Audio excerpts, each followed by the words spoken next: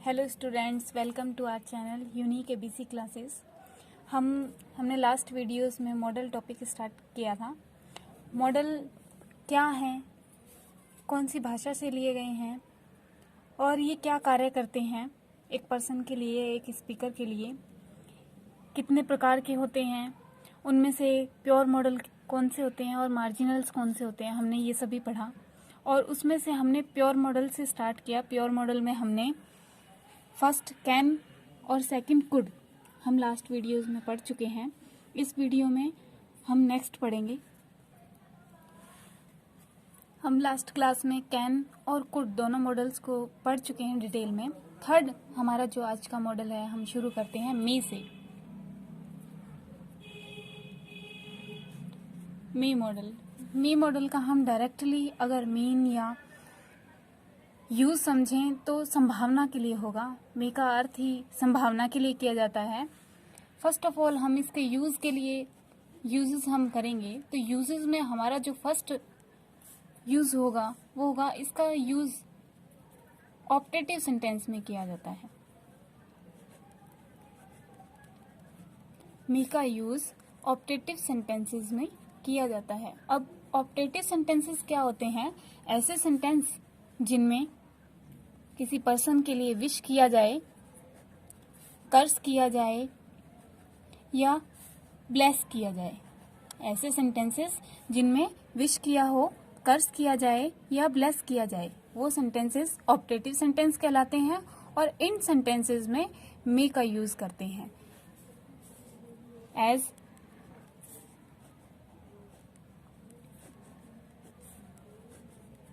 You live long. अब ये sentence जो है हमारा वो ऑप्टेटिव सेंटेंस है, और ऑप्टेटिव सेंटेंसेस की शुरुआत है जनरली मे से होती है। इस सेंटेंस में उसे विश कर रहे हैं और उसे ब्लेस कर रहे हैं। मे यू लिव लॉन्ग, इसे क्या ब्लेसिंग्स दी जा रही हैं। और ऐसे सेंटेंसेस को हम क्या कहते हैं? ऑप्टेटिव सेंटेंस कहते हैं। और ऑप्टेटिव सेंटेंस में मे का यूज किया जाता है। सेकंड जो हमारा यूज है, मे का यूज और कहाँ किया जाता है? For permission.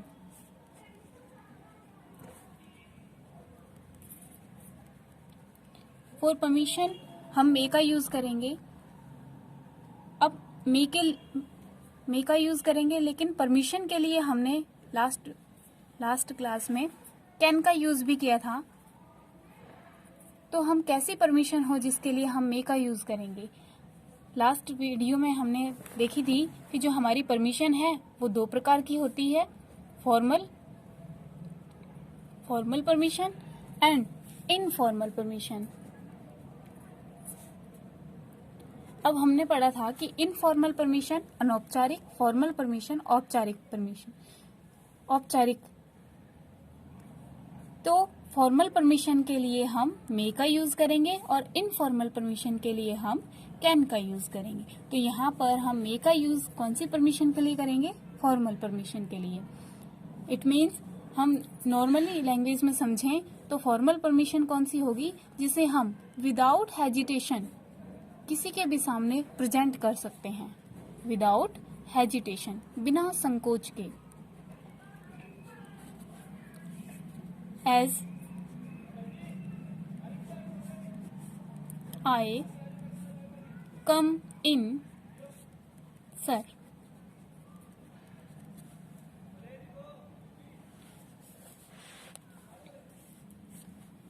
नेक्स्ट हम इसका यूज करेंगे, जैसे थर्ड जो यूज है वो है फॉर पॉसिबिलिटी।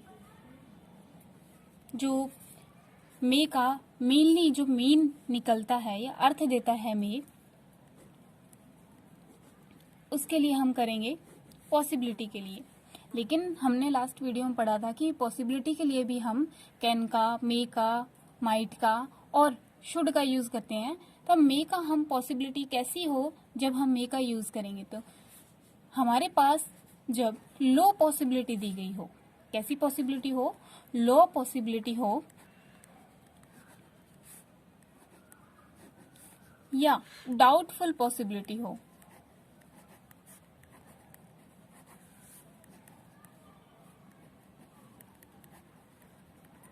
मतलब संभावना तो है, लेकिन कैसी संभावना है? संदेहपूर्ण संभावना है, जिसमें हमें डाउट है कि किसी भी कार्य है, कोई भी कार्य है, वो काम होगा कि नहीं होगा। ऐसी सिचुएशन में हम ऐसी सिचुएशन को हम लो पॉसिबिलिटी या डाउटफुल पॉसिबिलिटी कहते हैं। और ऐसी पॉसिबिलिटी के लिए हम किसका यूज करेंगे? मे का यूज करेंगे। For example,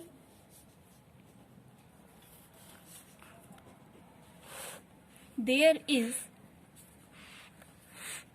few clouds in the sky. It blank space rain today. अब सेंटेंस से ही हमें पता चल रहा है कि पॉसिबिलिटी कैसी है? लो है, क्योंकि उसने क्या कहा है? फ्यू है। फ्यू क्लाउड्स हैं, हो सकता है उनसे बारिश हो, या हो सकता है कुछ बादलों से बारिश नहीं हो।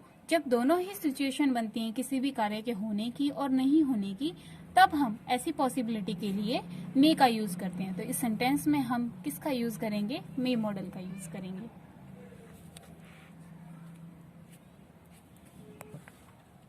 अभी तक हमने 3 यूजेस किए हैं मे के। ऑप्टेटिव सेंटेंस में फॉर परमिशन के लिए, और परमिशन कैसी है? Formal permission. उसके बाद हमने पॉसिबिलिटी के लिए किया, जो पॉसिबिलिटी लो पॉसिबिलिटी हो या डाउटफुल पॉसिबिलिटी हो, उसके लिए हम मे का यूज करेंगे। नेक्स्ट हमारा ये जो यूज है वो यूज है कि हम मे का जो यूज है, may is used to express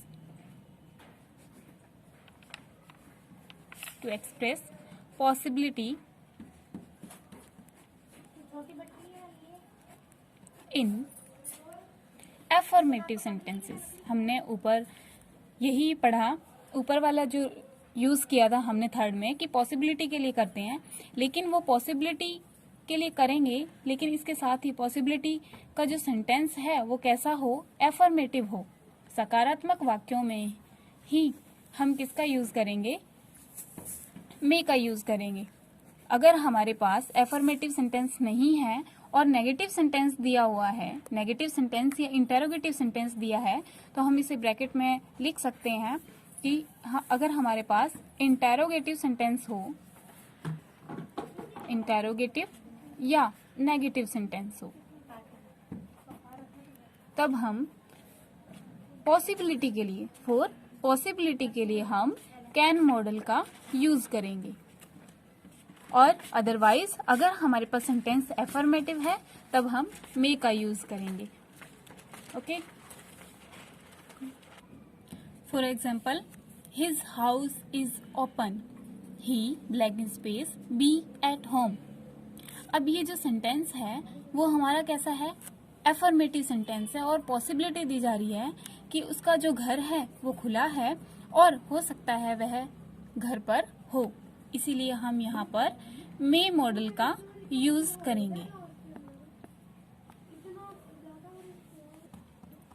fourth हमारा नेक्स्ट मॉडल है माइट। माइट के यूजेस हम करेंगे। हमारा यूजेस के अंदर फर्स्ट जो यूज है वो होगा टू एक्सप्रेस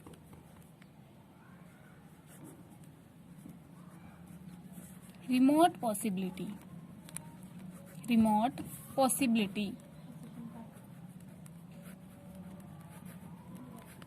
देखो, हमने जब से मॉडल स्टार्ट किए हैं तब से हम पॉसिबिलिटी की बात कर रहे हैं। हमने कैन का यूज किया, कैन में भी हमने पॉसिबिलिटी का यूज किया, मे में भी यूज किया। अब हमारा माइट है, माइट के अंदर भी पॉसिबिलिटी का यूज हो रहा है, लेकिन पॉसिबिलिटी वो कैसी है?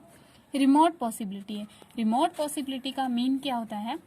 कम या क्षीण संभावना। इट मीन्स किसी भी कार्य को होने की न के बराबर संभावना। जब किसी भी काम को होने की बिल्कुल ही कम आशा हो, तब हम ऐसी कंडीशन में या ऐसी पॉसिबिलिटी में माइट का यूज करते हैं। For example,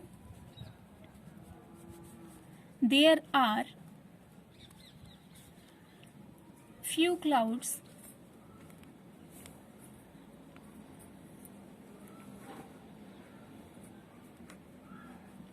in the sky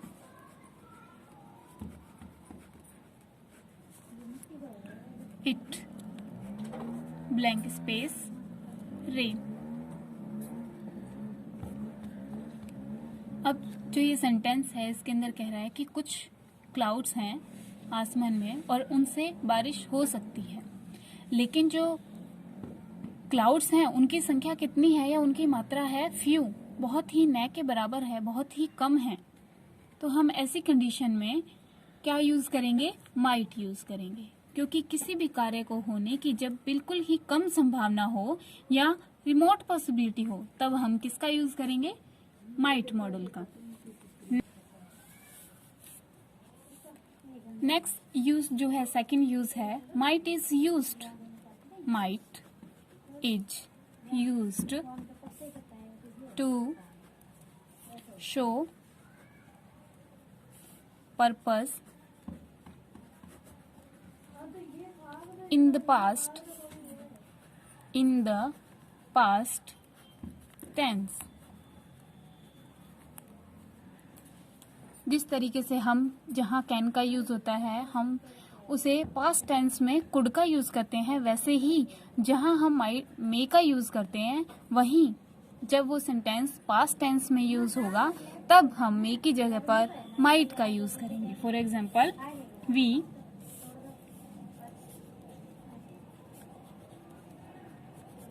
studied hard so that we blank space get good marks। good mark। अब ये जो सेंटेंस है हमारा वो कह रहा है कि हमें इतनी मेहनत करनी है, इतनी कठिन मेहनत करनी है या अध्ययन करना है जिससे हम अच्छे अंक प्राप्त कर सकें। अब ये जो अच्छे अंक प्राप्त करने की क्या है? पॉसिबिलिटी है कि हमें प्राप्त हो सकते हैं यदि हम क्या करें? कठिन मेहनत करें तो। लेकिन यहाँ पर अब पॉसिबिलिटी कैसी है कि कार्य हो सकता है और नहीं भी हो सकता। अगर हमने कठिन मेहनत की तो हो सकता है हमारे गुड मार्क्स हमें गेट हों या प्राप्त हों। तो हम ऐसी कंडीशन में यहाँ पर क्या यूज करेंगे? मे का यूज करेंगे। लेकिन हम यहाँ पर मे का ही यूज करते यदि हमारा सेंटेंस ये पास्ट टेंस में नहीं होता, क्योंकि ये सेंटेंस पास्ट टेंस में है। हमारे पास यहाँ वर्ब की सेकंड फॉर्म यानी कि पास्ट इंडेफिनिट टेंस का यूज किया गया है, इसीलिए हम यहाँ मे की जगह पर माइट का यूज करेंगे। हमारे ये जो माइट मॉडल था उसका जनरली मेनली 2 यूजेस होते हैं, हम पढ़ चुके हैं उसे, रिमोट पॉसिबिलिटी के लिए और पास्ट टेंस में मे की जगह यूज करने के लिए हम माइट का यूज करेंगे। देखिए नेक्स्ट जो हमारा मॉडल है वो है विल और शैल। हम दोनों मॉडल्स को साथ में क्लियर करेंगे क्योंकि इनका जो यूज है वो जनरली सेम होता है और जो अलग होगा उसे हम अलग पढ़ेंगे और जो सेम है उसे हम साथ में पढ़ेंगे ताकि समझने में हमें आसानी हो। विल और शैल जो मॉडल है, फर्स्ट ऑफ ऑल इनका use as a verb, as a helping verb के रूप में जो यूज है इसका वो इन फ्यूचर टेंस होता है। फर्स्ट अगर हम इसका यूज समझें तो in future tense, future tense में कौन से फ्यूचर टेंस में? फ्यूचर के चारों जो टेंस हैं हमारे, future indefinite, future continuous, future perfect and future perfect continuous, चारों जो टेंसेस हैं उनमें विल शैल की जो फॉर्म है या विल शैल जो हेल्पिंग वर्ब है उनमें विल शैल का यूज किया जाता है।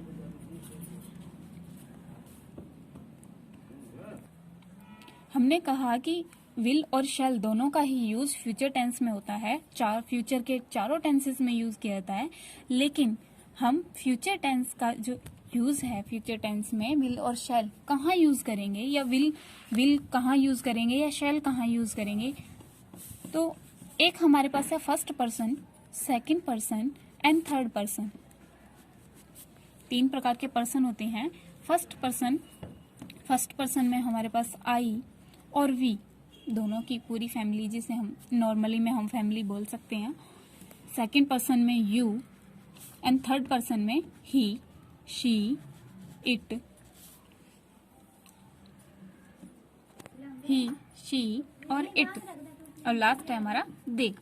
अब इनमें से हमारे पास सेकंड और जो थर्ड पर्सन है उनके साथ हम फ्यूचर टेंस के अंदर यूज करेंगे विल, और फर्स्ट पर्सन के साथ हम यूज करेंगे शैल। यही रूल है कि फर्स्ट हम यूज कहाँ करते हैं, फ्यूचर टेंस में करते हैं, और फ्यूचर टेंस में फर्स्ट पर्सन के साथ हम शैल का यूज करते हैं, आई और वी, और सेकंड पर्सन जो हमारा है उसके साथ विल का यूज करते हैं। लेकिन एज ए मॉडल अगर हम बात करें, एज ए मॉडल, क्योंकि हम मॉडल का यूजेस कर रहे हैं, तो हम एज ए मॉडल विल का जो यूज है वो फर्स्ट पर्सन के साथ किया जाता है। विल का यूज फर्स्ट पर्सन, ब्रैकेट में हम लिख सकते हैं आई और वी, एंड शैल का जो यूज है वो second person and third person दोनों के लिए किया जाता है। देखिए फ्यूचर टेंस में हम फर्स्ट पर्सन आई और वी का यूज शैल के यूज करेंगे, और सेकंड और थर्ड पर्सन के लिए हम विल का यूज करेंगे। लेकिन एज ए मॉडल ये बिल्कुल क्या हो जाएगा, अपोजिट हो जाएगा। विल का यूज हम फर्स्ट पर्सन के लिए करेंगे और शैल का यूज हम सेकंड पर्सन और थर्ड पर्सन के लिए करेंगे। ओके, नेक्स्ट जो रूल है हमारा, सेकंड रूल यूज हम करेंगे फॉर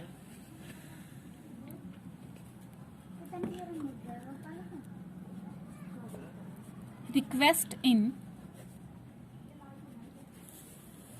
इंटेरोगेटिव सेंटेंस।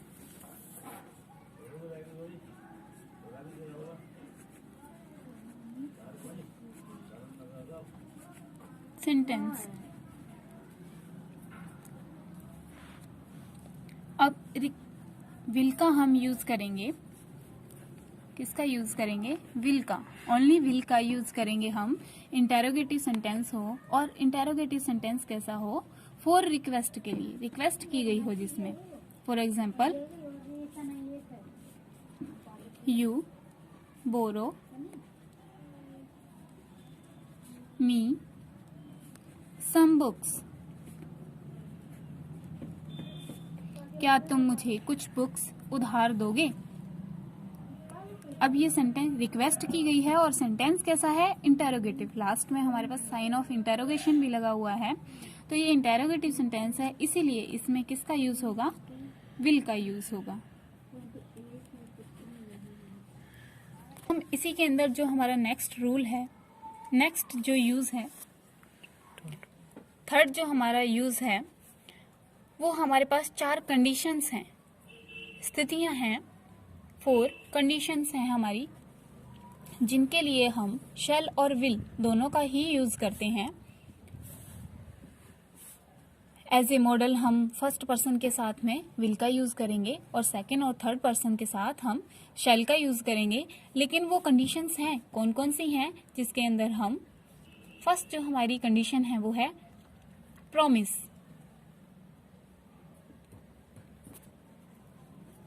फर्स्ट जो हमारी कंडीशन है वो है promise. Second condition determiner, determination oblique intentions.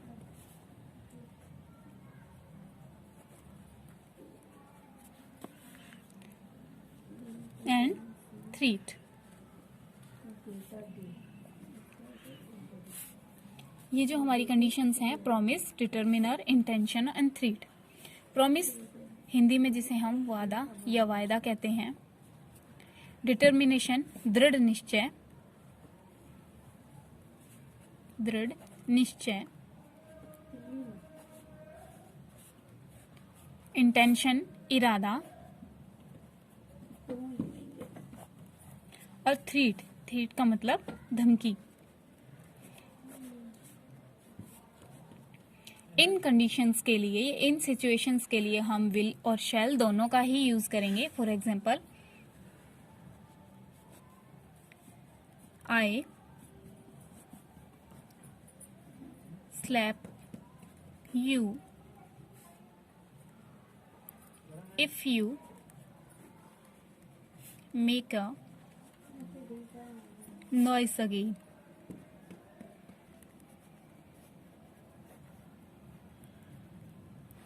देखिए सेंटेंस कैसा है, I slap you if you make a noise again. अगर तुमने दोबारा से शोर किया या शोर मचाया तो मैं तुम्हें एक थप्पड़ मारूंगा या मारूंगी। तो ये सिचुएशन कैसी है या कंडीशन कैसी है, थ्रीट वाली है कि यदि तुमने ऐसा किया तो ऐसा होगा। तो हम यहाँ पर किसका यूज करेंगे, विल और शैल दोनों का ही यूज कर सकते हैं। ये किस पर डिपेंड करेगा, ये जो हमारा सब्जेक्ट होगा, जो सब्जेक्ट है वो हमारा फर्स्ट पर्सन है, सेकंड पर्सन है या थर्ड पर्सन है। अब हमारा जो प्रोनाउन है वो फर्स्ट पर्सन है, इसीलिए हम यहाँ पर इन दोनों में से किसे चुनेंगे, विल को। देखिए हमने इस वीडियो में, इस क्लास में अभी भी कहा था कि ये दोनों मॉडल्स का यूज साथ में जहाँ होगा हम उसे साथ में पढ़ेंगे। इन कंडीशंस के लिए दोनों का यूज साथ में था। अब जो अकेला शैल का जो यूज है और कहाँ यूज होता है, वहाँ विल का यूज नहीं होता, ओनली शैल का यूज होता है। Shall is used in question tag. कहाँ यूज किया जाता है, क्वेश्चन टैग में यूज किया जाता है। कब किया जाता है, with the statement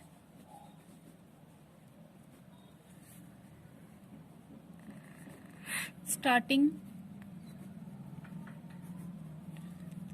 with let's या लेट अस, दोनों बोल सकते हैं हम, लेट्स या लेट अस। जब हम इसे शैल का यूज क्वेश्चन टैग के लिए करेंगे, जब क्वेश्चन टैग हमारा जो सेंटेंस है हमारे पास लेट अस या लेट्स दिया गया हो, तब हम क्वेश्चन टैग बनाने के लिए शैल का यूज करेंगे। फॉर एग्जाम्पल देखिए जैसे है लेट्स गो देयर, सब्जेक्ट हमने लिखा वी, तो हम यहाँ लेट्स के अकॉर्डिंग यहाँ पर जो हमारा हेल्पिंग वर्ब है वो क्या लगाएंगे, शैल लगाएंगे। एक और एग्जांपल देखिए, जैसे सेकंड हमारा एग्जांपल है लेट्स नॉट डू इट, इसमें भी हमारा लेट्स दिया, भी क्या यूज करेंगे, शैल का यूज करेंगे। हमने शैल का यूज फ्यूचर टेंस में किया, विल और शैल दोनों का ही यूज फ्यूचर टेंस में किया। फिर उसके बाद हमने विल और शैल दोनों का यूज फोर कंडीशंस में किया। शैल अकेले का यूज हमने क्वेश्चन टैग के लिए किया एंड सिंगल विल का यूज हमने इंटेरोगेटिव सेंटेंस में फॉर रिक्वेस्ट के लिए किया। ये हमारे 6 मॉडल्स थे जो कंप्लीट हो चुके हैं। नेक्स्ट मॉडल्स हम नेक्स्ट वीडियोस में करेंगे। आपकी कोई प्रॉब्लम है तो वो कमेंट करके जरूर डालें।